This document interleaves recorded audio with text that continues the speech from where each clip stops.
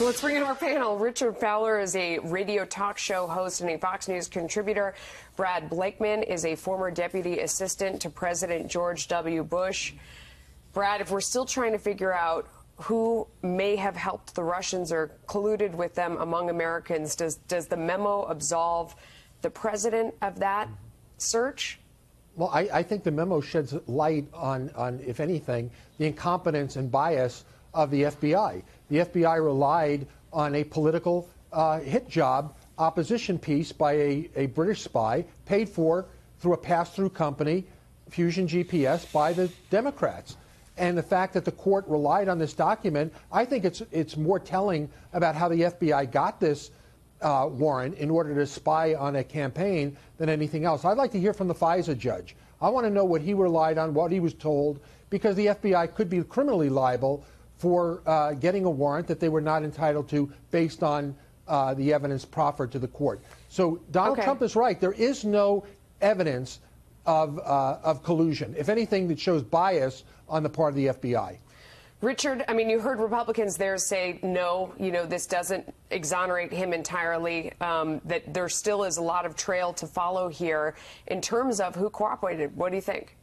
Oh, I disagree with Brad, and I think if you in that package that we just saw there, you saw Trey Gowdy, who is the Republican, who's actually seen the underlying classification. No, that's what I just said. Yeah, absolutely. Yeah, he saw the documents. Devin Nunes has not seen the documents, and Devin Nunes and his staff who authored this memo might have seen the documents, but Devin Nunes himself had not seen these documents. A lot of the Republican intelligence individuals who have spoken out have not seen these documents. Trey Gowdy has seen all the underlying documents in the FISA memo, which, if you listen to Comey testimony a couple years ago, he indicated a FISA memo is about the size of your risk, how thick it is, right? So the fact that we are speculating on a document or a memo that was written by one side of the aisle with no input from the other side. We're going to see the other side because it's untrue to say that it was blocked. It was just that it has to go through the same vetting process that the Republicans did. I'm just saying that this particular memo is one-sided, and the facts speak to the. If you listen to folks who've seen the intelligence, like Trey Gowdy, they indicate that this doesn't vindicate the president at all because the John Jr. meeting still happened in Trump Tower. George Papadopoulos is still the person that triggered the investigation, and this memo confirms that. There are other questions here as well that need to be followed. For example, here's Governor Radcliffe. I can tell you that I have looked at the underlying source documents, which include more revelations regarding Bruce Orr and his wife Nellie and the connection with GPS. There was a direct pipeline into the DOJ, essentially from the Democratic National Committee and Fusion GPS, that is troubling. More bad details are going to come out about that, unfortunately. Who at the FBI was aware of that? We're still determining that. Brad, I mean, you can't really get around this. If it's okay for one political party to go out and create a dossier like this and feed it into the FBI to listen to another campaign, I would wonder if the Democrats, if this is okay, are comfortable with President Trump doing that in 2018 or 2020. What do you think? This is not America. This is not our justice system to pin one party to stick a government agency on another. Look, the FBI was convinced Hillary was going to win. They were trying to help her both in the email investigation and in this bogus collusion investigation. Even Inspector Clouseau could figure out that Papadopoulos and Page were wannabes. They had no connection with the campaign that rose to the level of getting a warrant. This is crazy stuff, and I'm talking about the court of public opinion now.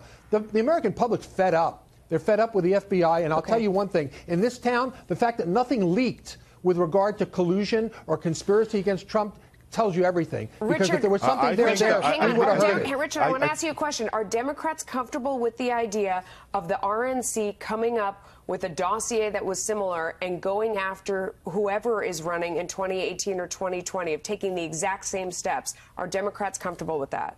I mean, I think that's a loaded question, and the reason why I think that's a loaded question is because we really don't know how much the Steele dossier played in getting the Carter Page. It played a part.